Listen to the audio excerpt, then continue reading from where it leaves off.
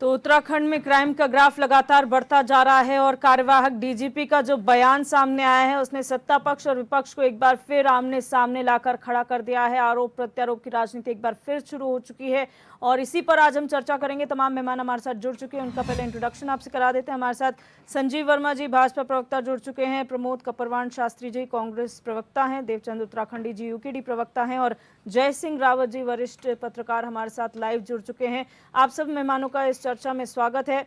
जय सिंह रावत जी, जो आंकड़े एनसीआरबी के हैं 2021 वर्सेस 2022, जो माहौल बना हुआ है पिछले कुछ समय में, लगातार जो मामले सामने आ रहे हैं और जिस पर राजनीति हो रही है, क्या कहेंगे इन सब को लेकर? देखिए, कानून व्यवस्था तो पर हमेशा ही सवाल उठते रहे हैं, चाहे सरकार किसी की भी आए, कांग्रेस की आए, बीजेपी की आए, यही नहीं और दूसरे स्टेट्स में होती है। और राजनीतिक दलों के लिए कि एक अच्छा वो भी है कि कुछ नहीं है तो ये कानून व्यवस्था का मामला उठा लेते हैं। लेकिन किसी भी सरकार की फर्स्ट एंड फॉरमोस्ट जो रिस्पॉन्सिबिलिटी है, पहली जो जिम्मेदारी है, सबसे प्रमुख जिम्मेदारी है, वो कानून व्यवस्था की है। और इसीलिए अगर कानून व्यवस्था नहीं है तो जंगल राज कायम हो जाएगा जी। लोगों की लाइफ, लोगों की प्रॉपर्टी, लोगों की डिग्निटी और सोशल जो ऑर्डर है वो कैसे चलेगा अगर कानून व्यवस्था ठीक नहीं होती। तो सरकार बाकी काम जब करे तब करे, पहला संवैधानिक जिम्मेदारी किसी भी सरकार की कानून व्यवस्था होती है। और कानून व्यवस्था को जो आपके जो केंद्र और राज्यों में जो अधिकार या दायित्व बटे हुए हैं, 3 सूचियां हैं, वो स्टेट सब्जेक्ट है। Law and order state subject, तो राज्य सरकार पर ये जिम्मेदारी बनती है। आपने अभी कहा ये जो एनसीआरबी वही रिकॉर्ड करते और रखते हैं और ऑफिशियल रिकॉर्ड है वो जी। इस मामले में आपने देखा कि कम से कम दुष्कर्म के मामलों में जो हमारे हिमालयन स्टेट्स हैं, जम्मू कश्मीर से लेके आपके पूर्वोत्तर के राज्य हैं, आपका मणिपुर है, नागालैंड है, मिजोरम है, ऊपर वो सारे राज्यों में सबसे ऊपर है। बच्चों के साथ एक्सप्लॉयटेशन में भी ऊपर है।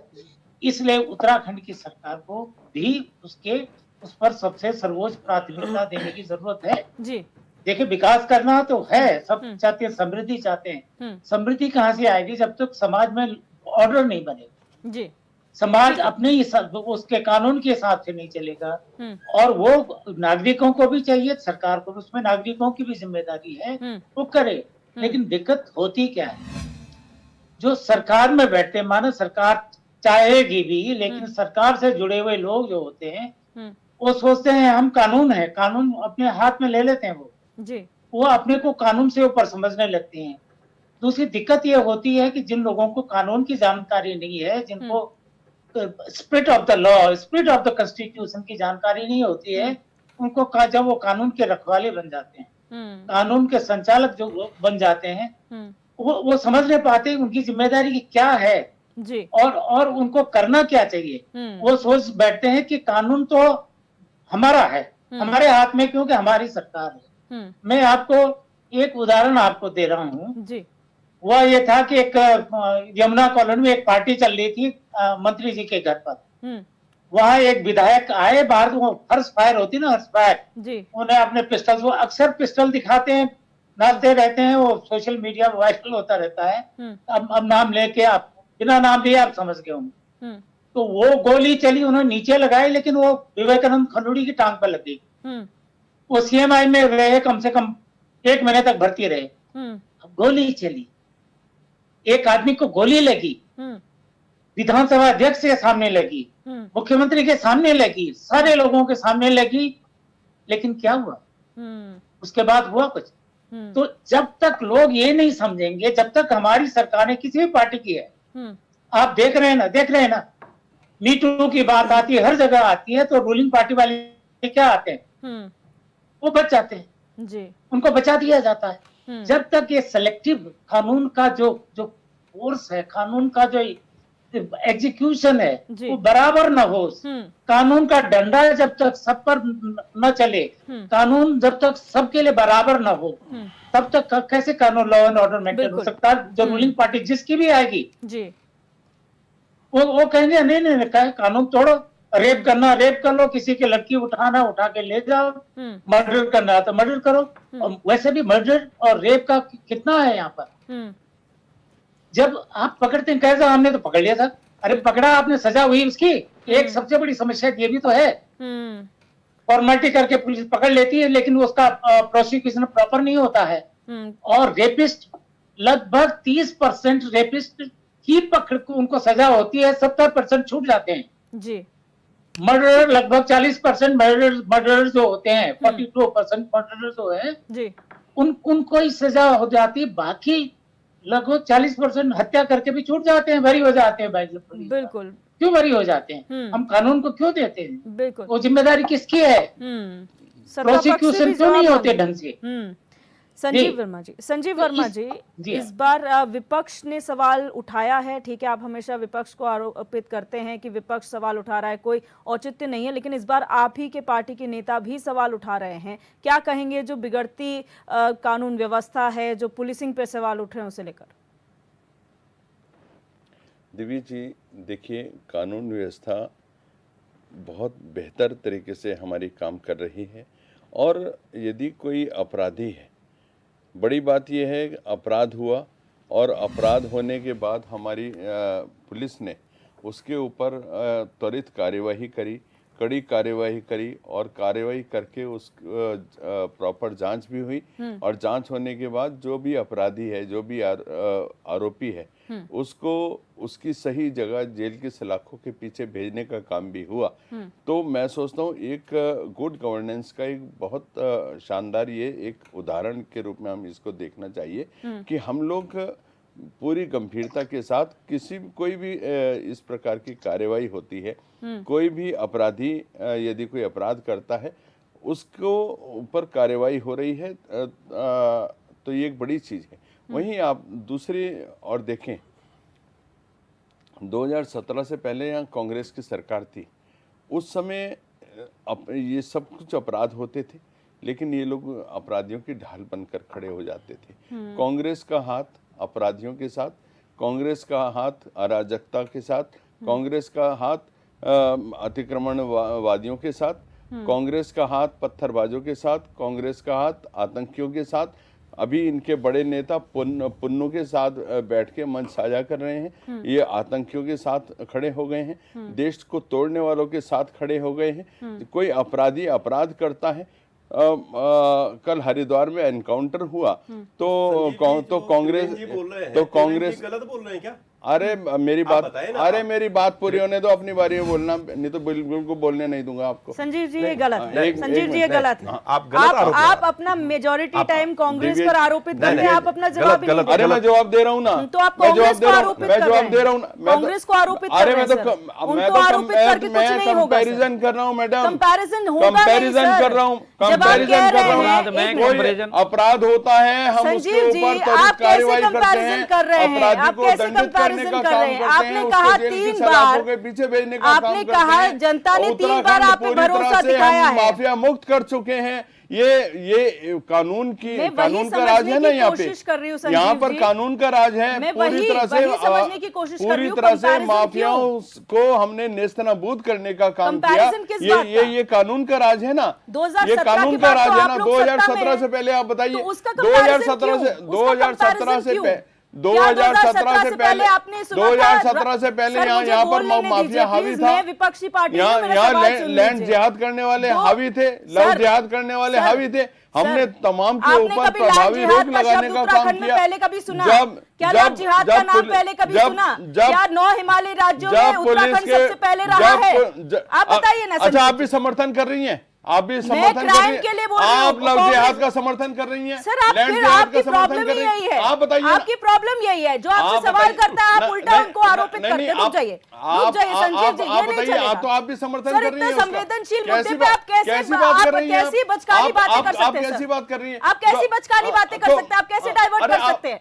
आप अगर आज के टाइम पे क्राइम की बात कर रहे हैं, हम आज के परिप्रेक्ष्य में बात कर रहे हैं सर। दिव्या जी, हरिद्वार में कल एनकाउंटर होता है, इनके बड़े नेता हरीश रावत अपराधियों के साथ खड़े होते हैं कि आपने कैसे एनकाउंटर कर दिया। त्रिवेंद्र सिंह रावत क्या कर रहे हैं? तो आप जवाब दीजिए ना। रावत क्या कर रहे हैं? तो आप जवाब दीजिए ना। त्रिवेंद्र सिंह रावत क्या कर रहे हैं? त्रिवेंद्र सिंह रावत ने प्रेस कॉन्फ्रेंस करके अगर ये कहा है कि यहाँ पर क्राइम हावी है, उसको लेकर क्या कहेंगे? क्या वो विपक्ष में बैठे हैं?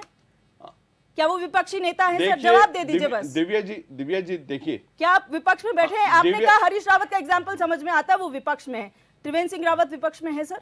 दिव्या जी, त्रिवेंद्र सिंह रावत जी ने माननीय पूर्व मुख्यमंत्री हैं हमारे, और पूरी संवेदनशीलता रखते हैं उत्तराखंड प्रदेश के लिए, और उन्होंने यदि कोई बयान दिया है तो यहाँ की जो कानून व्यवस्था और ज्यादा हम कैसे सुदृढ़ कर सकते हैं। अपराधी उत्तराखंड का नाम सुनकर और उत्तराखंड पुलिस का नाम सुनकर थर थर कांपे। वो उनका बोलने का भाव ये था कि हमारी पुलिस को इतना कठोर हो जाना चाहिए और कि जो अपराधी है उत्तराखंड पुलिस के नाम से थर थर कांपे। तो यही तो विपक्ष भी कर रहा है संजीव जी, यही तो विपक्ष भी कर रहा है, जो त्रिवेंद्र सिंह रावत कर रहे हैं वही विपक्ष भी कर रहा है। दिव्या जी बिल्कुल अंतर है, बहुत बड़ा अंतर है। आप ये देखिए, आपने कहा विपक्ष भी वही कर रहा है, विपक्ष वो नहीं कर रहा है, विपक्ष केवल और केवल राजनीति कर रहा है। आप ये देखिए, कल हरिद्वार में एनकाउंटर होता है तो हरीश रावत जी जो अपराधी हैं, जो एनकाउंटर में मारे गए, उनके साथ जाके उनकी ढाल बनकर खड़े हो जाते हैं। तो अब जो आदमी अपराध कर रहा है उसकी थाली सजाकर उसकी पूजा करनी चाहिए क्या? आप बताइए। शास्त्री जी, यहाँ पर कौन राजनीति कर रहा है? त्रिवेंद्र सिंह रावत, हरीश रावत, विपक्ष या सत्ता पक्ष, या फिर डीजीपी का जो बयान आया है वो? देखिए दिव्य दर्शनी जी, जो हकीकत में ये है कि यहाँ राजनीति कोई भी राजनीति नहीं कर रहा, बल्कि ये सच्चाई है सरकार की।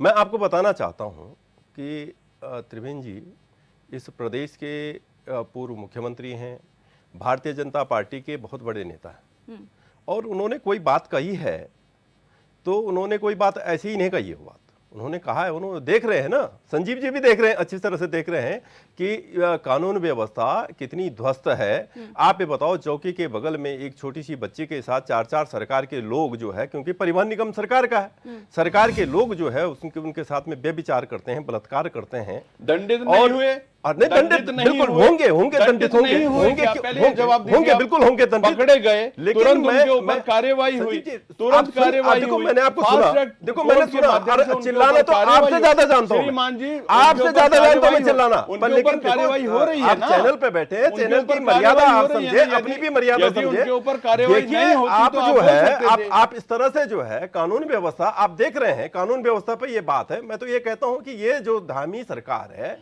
ये कानून व्यवस्था ही नहीं, हर मामले में विफल सरकार है ये सरकार। जो है, आप चाहे कानून की बात करो, चाहे आप भ्रष्टाचार की बात करो। आप कह रहे थे कि हमने जो है अभी जो है उत्तराखंड से जो है बहुत अच्छा कर दिया। मैं कहता हूं कि उत्तराखंड जब से ये राज्य बना तब से लेकर के आज तक का जो है सबसे, मैं समझता हूं कि सबसे भ्रष्ट सरकार अगर कोई है तो वो धामी जी की सरकार है, इस समय की सरकार है, जो निरंकुश अरे डेनिस तो एक को लेके अब तो घर घर में, अरे खनन तो आपके मुख्यमंत्री को खनन का काम करते हैं।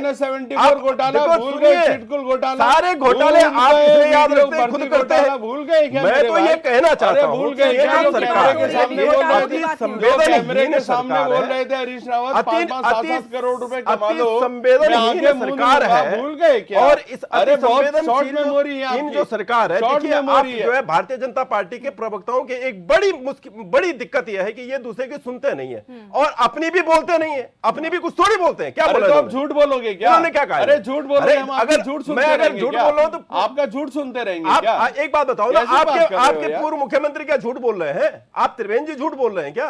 अरे संजीव भाई, आपके जो नेता हैं वो इस बात को स्वीकार कर रहे हैं, और डीजीपी जो जवाब है वो भी त्रिवेंद्र जी को लेकर के है, बल्कि वो कांग्रेस को लेकर के, कांग्रेस मुख्य विपक्षी दल है। हमारा काम है कि जन समस्याओं को लेकर के सरकार को जगाने का काम हमारा है, और हम अपने काम पे हम लगातार हम अपनी काम को बहुत मजबूती के साथ करते हैं। अब तुम्हारा जो चश्मा है वो आपको बदलना पड़ेगा।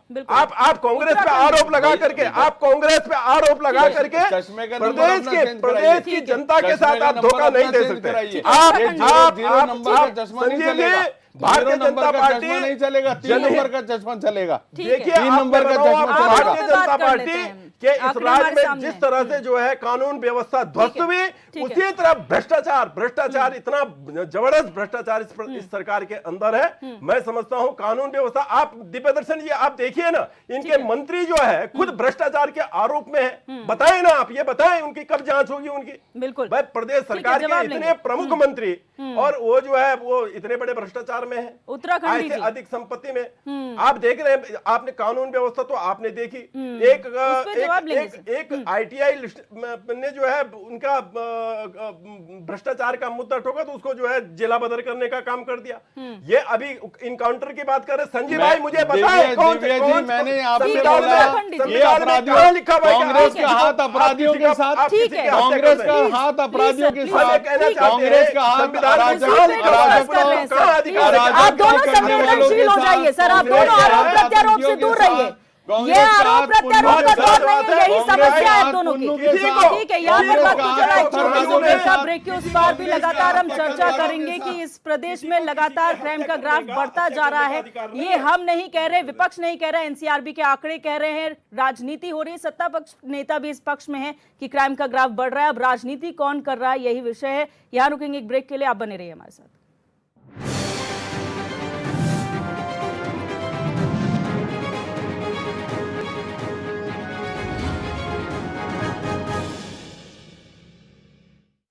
ब्रेक के बाद आप सभी का एक बार फिर से स्वागत है। लगातार चर्चा कर रहे हैं, क्राइम का ग्राफ लगातार प्रदेश में बढ़ता जा रहा है, महिलाओं के खिलाफ अपराध यहां बढ़ गया है, ऐसा विपक्ष के नेता भी कह रहे हैं और सत्ता पक्ष के नेता भी आवाज उठा रहे हैं। वही आज कार्यवाहक डीजीपी ने बयान दिया है जिसने राजनीति एक बार फिर गरमा दी है। तमाम मेहमान हमारे साथ बने हुए हैं चर्चा के लिए। देवचंद्र उत्तराखंडी जी, आपका वक्तव्य हम जान नहीं पाए थे, आप क्या कहेंगे? हालांकि कांग्रेस और बीजेपी ने ज्यादा आरोप प्रत्यारोप का समय ले लिया, आप क्या कहेंगे इस पूरे मसले को लेकर? देखो, निस्संदेह जो अपराध है, अपराध का जो ग्राफ है उत्तराखंड में, हम पहली बार कई बार बता दिए हैं कि उत्तराखंड आज देश का सबसे ज़्यादा भ्रष्ट, सबसे ज़्यादा आपराधिक, सबसे ज़्यादा जो तानाशाही हो चुकी है।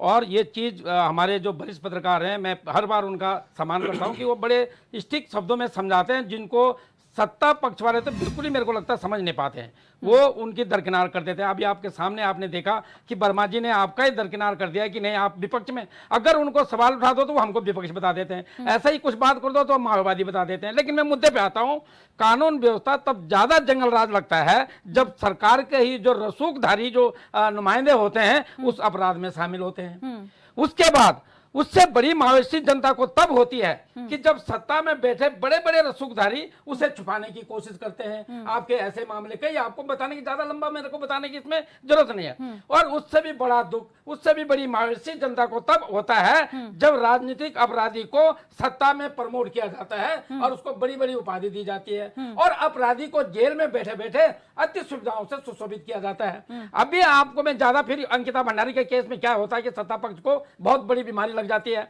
पर मैं यह जानना चाहता हूं कि एक अपराधी अपराध में जेल में और उस जेलर को ही वो धमकी दे देता है और उसके बाद भी सरकार उस पर कोई एक्शन नहीं लेती है। बड़ा दुख है। इससे स्पष्ट होता है कि सरकार भी उन अपराधों में सम्मिलित है, ये क्लियर नजर आता है। अब मैं आपको एक चीज और बता देता हूं कि अभी हमारे फिर ये बात बोलेंगे कि आप भी कांग्रेसी हो गए, सबसे बड़ी विडम्बना दी है। लेकिन मैं, क्योंकि हम विपक्ष में हम भी हैं और क्षेत्रीय दल हैं, हमारी अपनी जनता की पीड़ा है, हम उनको ऐना का दिखाने का तो काम करेंगे। हम ये पूछना चाहते हैं कि 2 साल हो गए अंकिता भंडारी वाले केस में आपने कोई काम नहीं किया और आप बोलते हैं कि हम तो महिला का सशक्तिकरण करना चाह रहे हैं। उससे ज्यादा बड़ी अपराधी रेणु बिष्ट है विधायक, हम उसको विधायक बोलने में हमें शर्म आती है और उसके ऊपर आपने एक्शन क्यों नहीं लिया? क्योंकि उसने आपके सत्ता पक्ष में साथी जो राज्य मंत्री था उसकी मदद करने के लिए उसने साक्ष्य छुपाने का काम किया।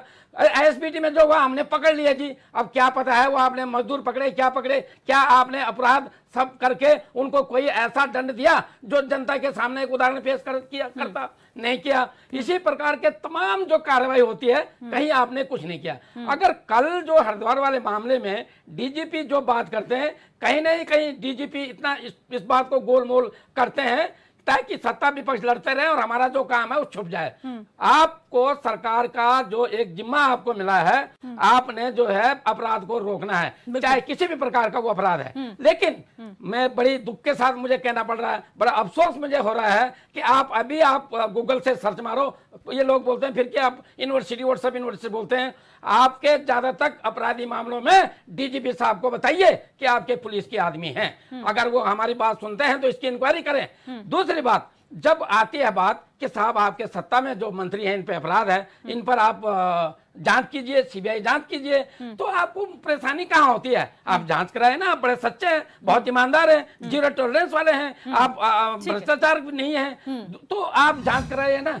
दूसरा, आपका ये फंडा है कि जैसा ही एक आदमी किसी और पार्टी में आपको लगता है कि यार ये आदमी बड़ा भ्रष्ट है, सब कुछ है, उसको अपने आप को धुल करके फिर उसको आप प्रमोट कर देते हैं। तो आपको हम किन नीतियों में बोले कि आप बढ़िया हैं, आपका जो अनुशासन बहुत बढ़िया चल रहा है, प्रशासन बहुत बढ़िया चल रहा है और अपराध मुक्त है। बड़ा दुख तब होता है कि जब आप सपोर्ट करते हैं, आपसे आंकड़े मांगे जाते हैं, सवाल पूछे जाते हैं, तो तब आप हमें जो है कई किस्म की भ्रांतियां बोलकर विपक्ष में हो, माओवादी हो, उग्रवादी हो, जिहादी हो, इन शब्दों का प्रयोग करते हो। तो सत्ता का आपको गुमान हो गया है और इस सत्ता का गुमान निस्संदेह मुझे यहाँ पर बड़ी खुशी होती है जब बीजेपी और कांग्रेस के लोग लड़ते हैं आपस में। तो मैं अपने उत्तराखंड की जनता से निवेदन करना चाहूंगा कि सुन लीजिए इन लोगों को और इनके अपराधों को नोट कर लीजिए उसी टाइम जब ये लोग बताते हैं, और आने वाले जब भी आपके हाथ में ताकत है, आपके हाथ में पावर है, इन्हें सबक सिखाइए। बिल्कुल। जय सिंह रावत जी, यहाँ पर क्राइम कितना बढ़ गया है, किसके टाइम पे 2017 में, जैसे संजीव जी ने कहा 2017 से पहले कितना क्राइम था, हमारे आने के बाद कितने बदलाव हुए हैं, लेकिन अभी भी सच्चाई ये है कि चाहे आईपीसी चेंज हो के बीएनएस हो जाए या कुछ भी हो जाए, हम क्यों नहीं फास्ट ट्रैक कर पा रहे हैं मामलों को? क्यों अभी तक जेल में है? जेल में डालना काफी है किसी भी अपराधी को, या उस पर फास्ट ट्रैक करके न्याय दिलाना भी जरूरी है? हाँ, बहुत वैलिड सवाल क्या, मैं इसी का भी बताने जा रहा था। लेकिन दिव्या, एक काम है, हम लॉ एंड ऑर्डर पर बात कर रहे हैं तो कम से कम डिबेट में तो ऑर्डर होना चाहिए ना। बिल्कुल। जिसकी बारी आती केवल उसी को बोलने की अनुमति दीजिए। आपस में लोग लड़ते झगड़ते हैं, फिर सुनाई नहीं देता है। बिल्कुल। हम लोगों का बेकार आना, अपना टाइम वेस्ट करना होता है, फिर सुनते रहते किस किस खोपड़ी खराब हो जाती है। तभी सिखाइए इनको कि जिसकी बारी है वही बोलेगा, उसके अलावा नहीं बोलेगा, बीच में दूसरे को डिस्टर्ब नहीं करेगा। एक बात मैंने अभी आपसे बोला था कि गोली चली थी वहां पर यमुना कॉलोनी में मंत्री के घर पर, उसमें बीजेपी की सरकार तो नहीं थी ना, विजय बहुगुणा मुख्यमंत्री थे, कांग्रेस के थे। मैंने उनके जमाने की बात की जी, कि ये इस तरह से होता, वही आज भी हो रहा है जी। अब निरंतर आप देखो ना, जिसकी बात, वो मीटू वाली बात आई थी, क्या हुआ उसका? वो लड़की ढूंढती रही, एक लड़की ने कहा कि ये विधायक मेरी बेटी का पिता है, कितना बचाया गया उसको, किया। कई बात आ रही है, कई चीजें आ रही हैं। दूसरी बात जो आ रही है कि साहब हमने गिरफ्तार कर दिया। अरे गिरफ्तार करना काफी नहीं है, गिरफ्तारी के ये पूरे देश में 33% है, ये मैंने एनसीआरबी का डाटा है।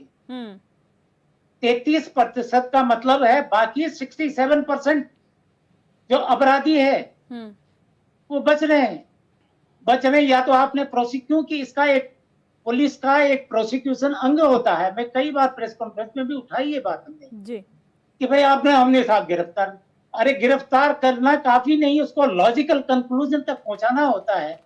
जब तक आपने अपराधी को सजा नहीं दिलाई, अपराधी को पकड़ा गया, वो 2-4 दिन बाद जेल से छूट जाता है, जमानत पर छूट जाता है, केस लड़ता है, वो लचर केस, क्योंकि प्रोसिक्यूशन की स्टोरी ठीक नहीं होती, ढंग से उसका प्रोसिक्यूट नहीं किया जाता है, इन्वेस्टिगेशन प्रॉपर नहीं होती, या उसमें भेदभाव होता है, कुछ ऐसे लेकोना छोड़ दिए जाते हैं कि ताकि अपराधी बच जाए। तो इस वजह से जब तक ये कन्विक्शन रेट, सजा का दर जो है जब तक बढ़ेगा नहीं, मैक्सिमम नहीं होगा, और लोगों के बाइज्जत छूटने का, क्या कहते हैं, उसके शक के बिना पर छूटने का, इस तरह, क्योंकि कानून का एक, जस्टिस का एक नियम है कि भले ही अपराधी छूट जाए, बच जाए, मगर एक बेगुनाह को सजा नहीं होनी चाहिए। बिल्कुल।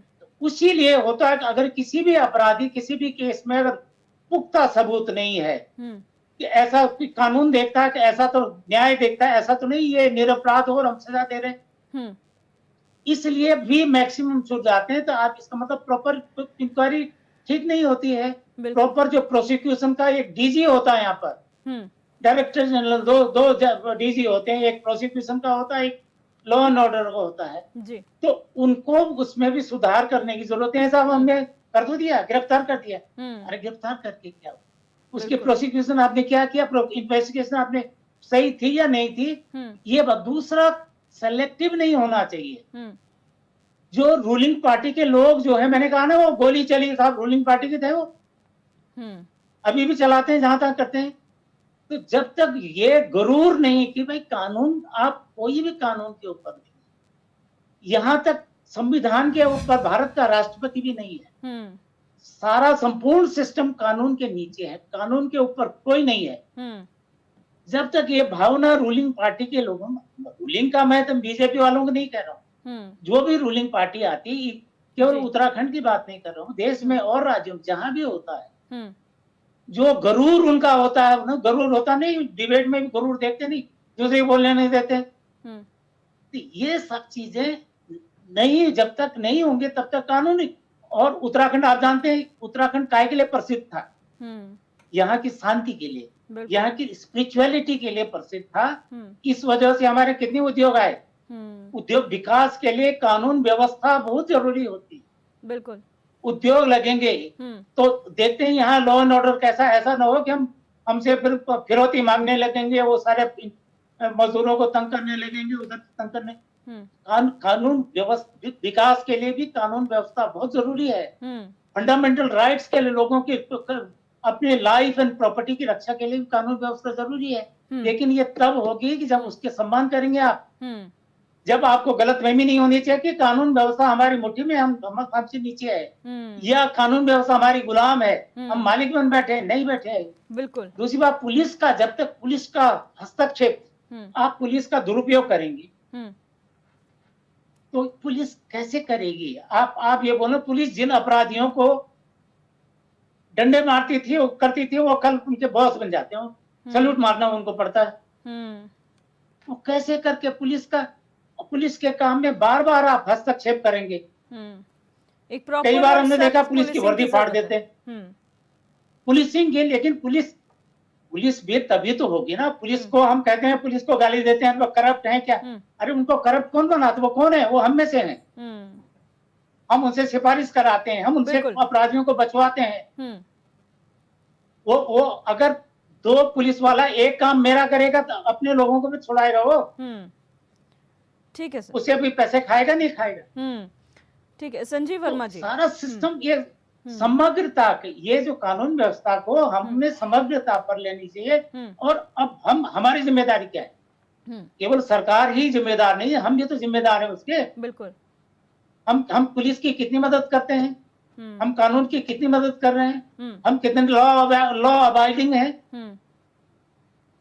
कोई चोरी छिपे काम कर लेते हैं साहब, हो जाए, किसी को भ्रष्टाचार, पैसे देते हैं, अपना काम निकल जाए। तो सारी चीजें हमको समग्र रूप से देखना, केवल सरकार नहीं, पब्लिक को भी अपने ऊपर देखना चाहिए। पब्लिक पार्टिसिपेशन भी बहुत जरूरी है जी, सब जरूरी। लेकिन पब्लिक ऐसे तो नहीं है कि आप डंडे के बल पे नहीं आएंगे। आप पब्लिक को अपने विश्वास में लेंगे। Public is the master. और आप जो भी कुर्सी पे बैठे हुए, चाहे जिस कुर्सी पे बैठे हुए, आप पब्लिक सर्वेंट हैं। You are not master, you are the servant. बिल्कुल संजीव ये वर्मा, सारी चीजें देखते हैं।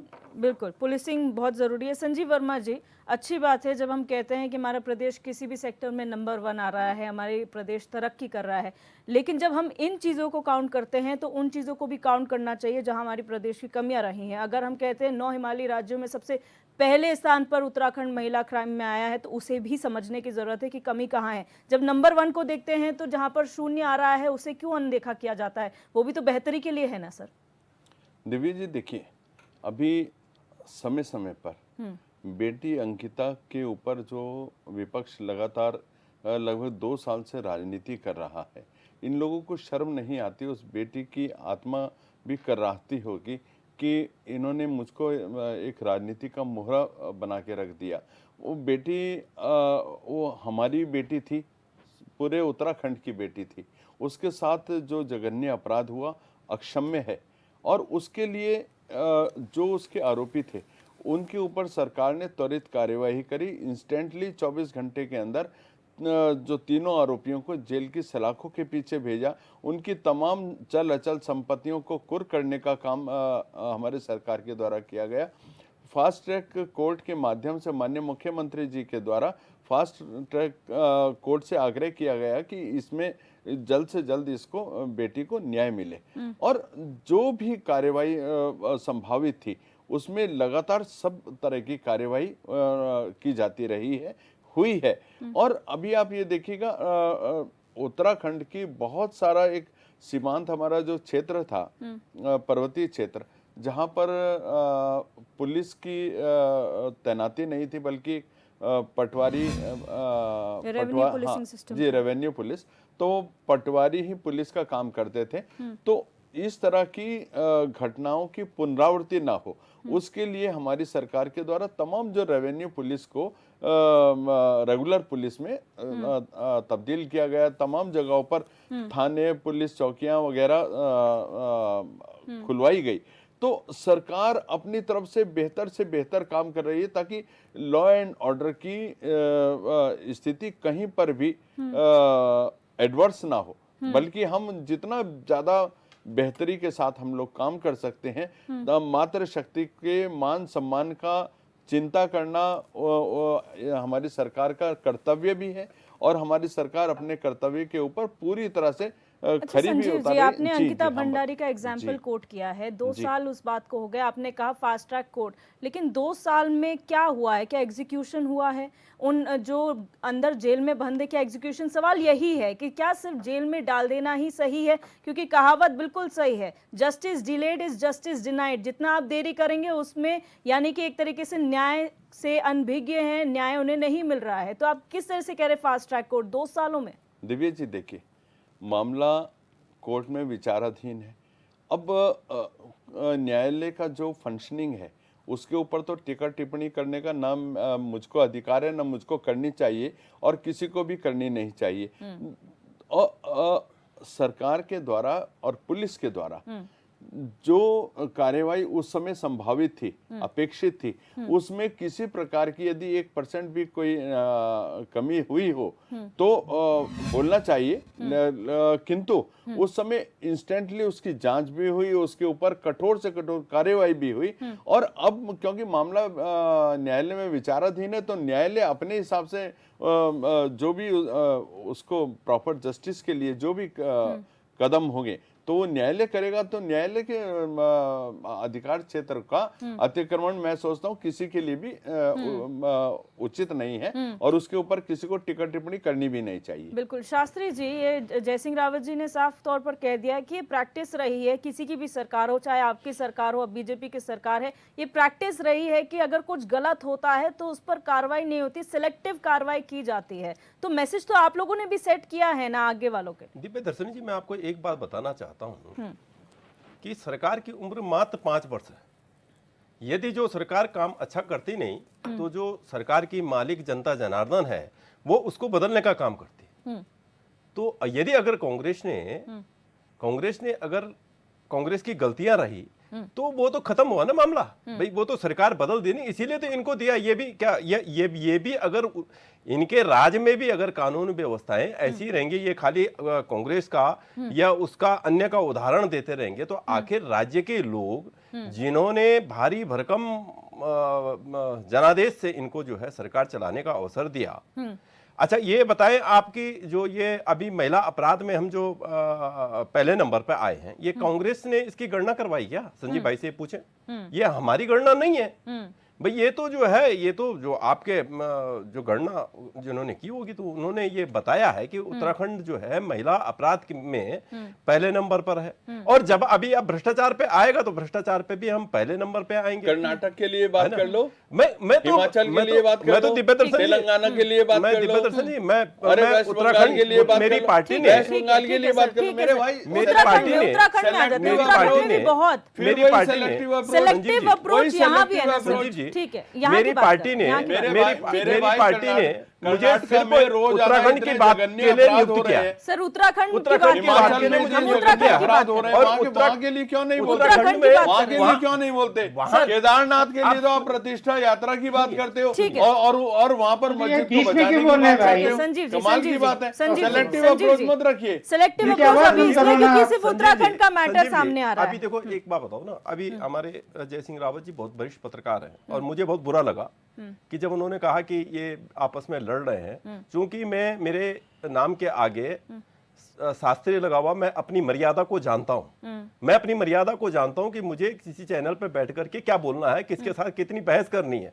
जब देखिए मेरा कहना ये है, मेरा कहना ये है कि अगर कांग्रेस के जमाने में कुछ गलतियां थी तो हमें उसकी सजा मिल गई ना, भाई उसकी सजा हमें मिल गई, हम विपक्ष में बैठे हैं। भाई 2014 तक हम जो है हमारी पूरी राजकाज, पूरा केंद्र सरकार, पूरे देश में हम सरकार में थे, लेकिन 2014 के बाद में आपके जो अच्छे जुमले थे, जो आपने लोगों के बीच बहुत अच्छा तरीके से झूठ बोलने का काम किया था, तो हम 44 पे आ गए। तो लोगों ने हमें उसकी जो है, कांग्रेस को लोगों ने उसकी सजा दी। और फिर आज जो है आप कांग्रेस मुक्त का नारा करते थे, और आज आपकी जो उत्तराखंड की सरकार है वो कांग्रेस युक्त है, अधिकतर राज्यों की सरकार आपकी कांग्रेस युक्त है। अगर आप आंकड़े लेकर के मेरे साथ बैठे, क्योंकि आपको आंकड़े बताने का कोई बेनिफिट है नहीं, क्योंकि आप कर्नाटक पे चल दोगे, कहीं इधर उधर की बात करके, क्योंकि मैं कांग्रेस का, मुझे सिर्फ जो है उत्तराखंड की बात करने के लिए नियुक्त किया गया।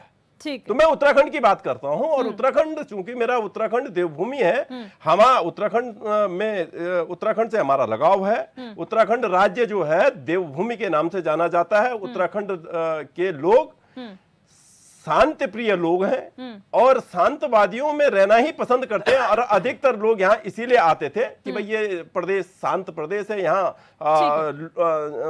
डकैती नहीं है, यहाँ लुटेरे नहीं है, जमीन पे कब्जे करने वाले नहीं है। लेकिन इन 5, 7, 10 साल में जिस तरह से भू माफियाओं ने आतंक मचाया, अभी आपने देखा इतने बड़े बिल्डर को जो है आत्महत्या करनी पड़ी।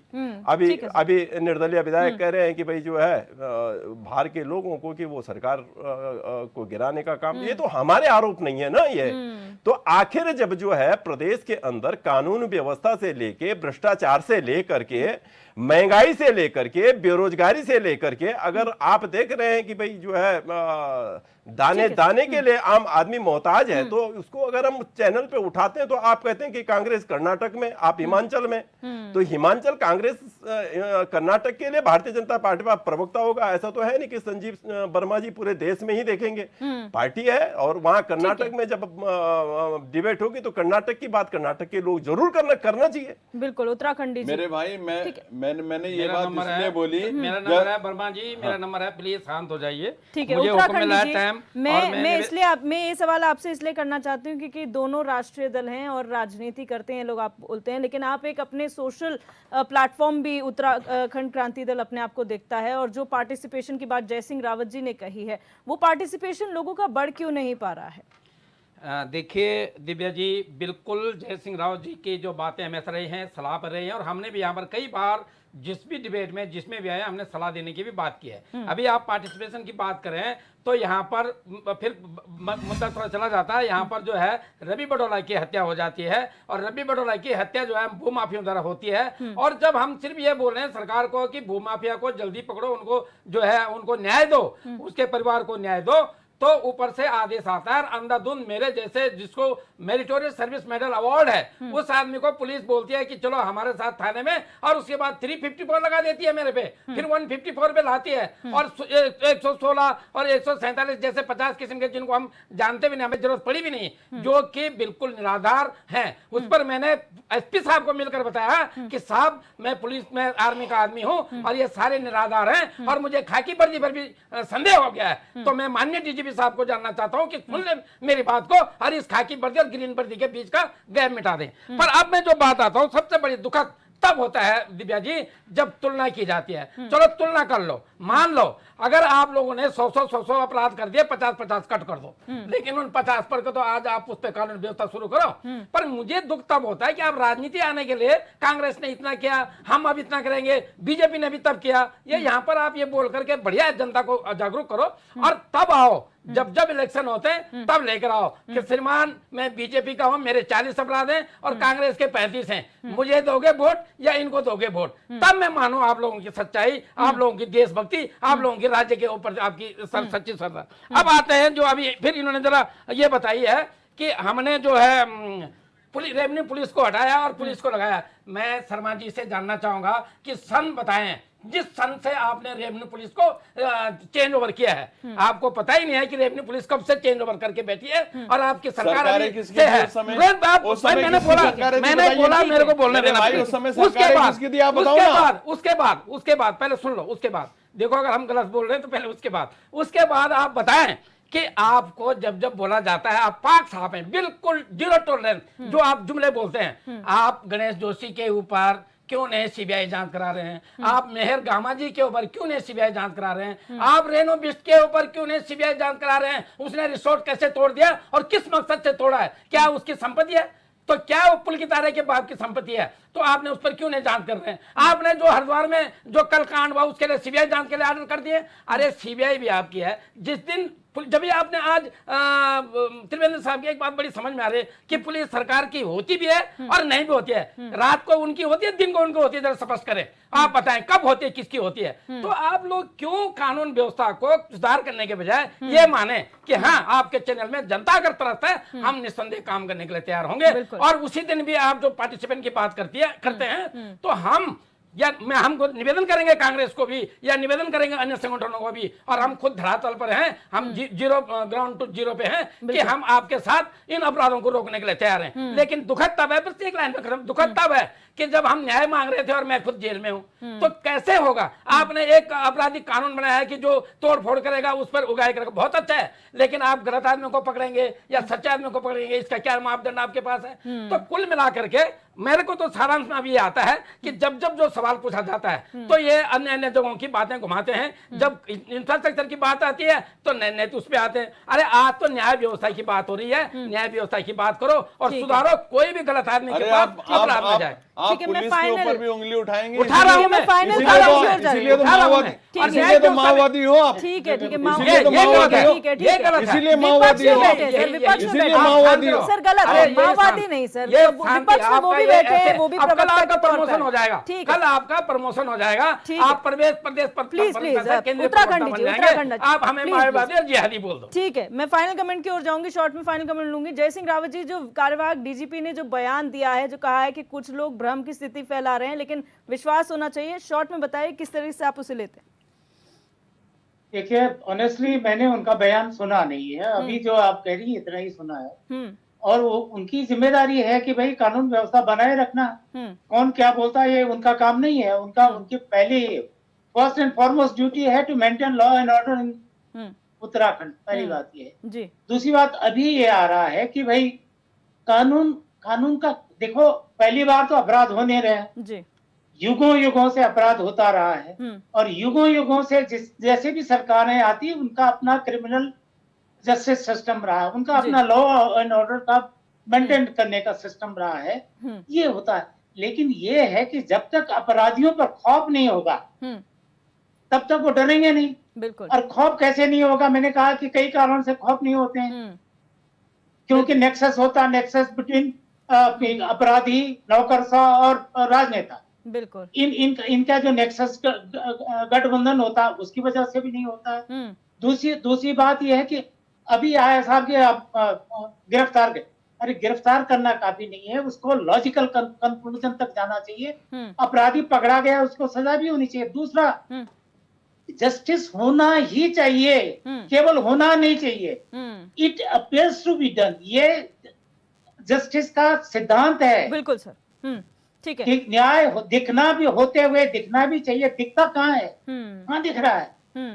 क्यों आप आपस में आप सेलेक्टिव रहते हैं? अपराधियों को पकड़ने में भी सेलेक्टिव होते हैं, तो ऐसे नहीं चलेगा। उसको पूरी तरह से करना चाहिए, लेकिन पब्लिक को भी, सबको, ये सबकी समस्या है, क्योंकि हमें बेहतर भविष्य की तरफ जाना है, और ठीक है। कानून व्यवस्था नहीं तो विकास भी नहीं हो सकता। ठीक है, मैं बहुत शॉर्ट में अब सभी से फाइनल कमेंट लूंगी। वन लाइनर्स में देवचंद उत्तराखंडी जी, शॉर्ट जी में। मेरी बात तो मैक्सिमम अपने राहुल जी ने बोल दी है, और आपने भी कई सवालों पर आपने बोल दिया है। मेरा तो ये निवेदन है कि देखो, कंपैरिजन हटाओ, सब कुछ हटाओ, और इस उत्तराखंड को बचाना है। तो आप न्यायिक व्यवस्था, आपका जो जहां पर भी जो व्यवस्था के लिए, जिसके लिए सरकार चुन के आई है, उस पर जनता का ख्याल रखो और उसके लिए काम करो। शास्त्री जी, शॉर्ट में फाइनल देखिए कमेंट। दर्शन जी, मैं तो सरकार से यही मांग, कांग्रेस यही मांग करती है कि आपके पास बहुत सारी एजेंसियां हैं, और आप उत्तराखंड के शांतवादियों को शांत रहने दें, और अपनी एजेंसियों के माध्यम से लोगों का सत्यापन करवाएं, बाहर से जो लोग आ रहे हैं उनका सत्यापन करवाएं,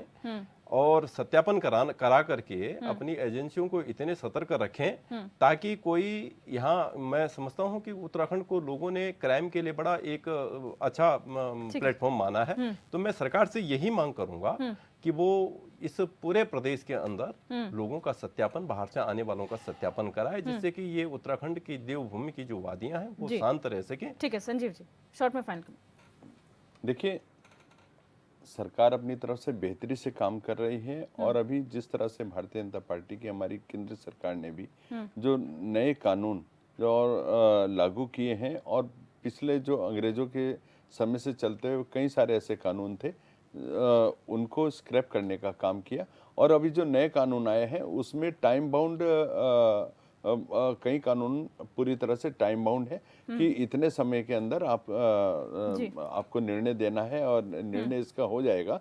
तो और पुलिस के ऊपर भी, पुलिस ने भी सख्ती उसके ऊपर इख्तियार की है। तो मैं सोचता हूँ अपराधी के मन में जो एक भय का वातावरण जब तक नहीं होगा, जब तक अपराधी भी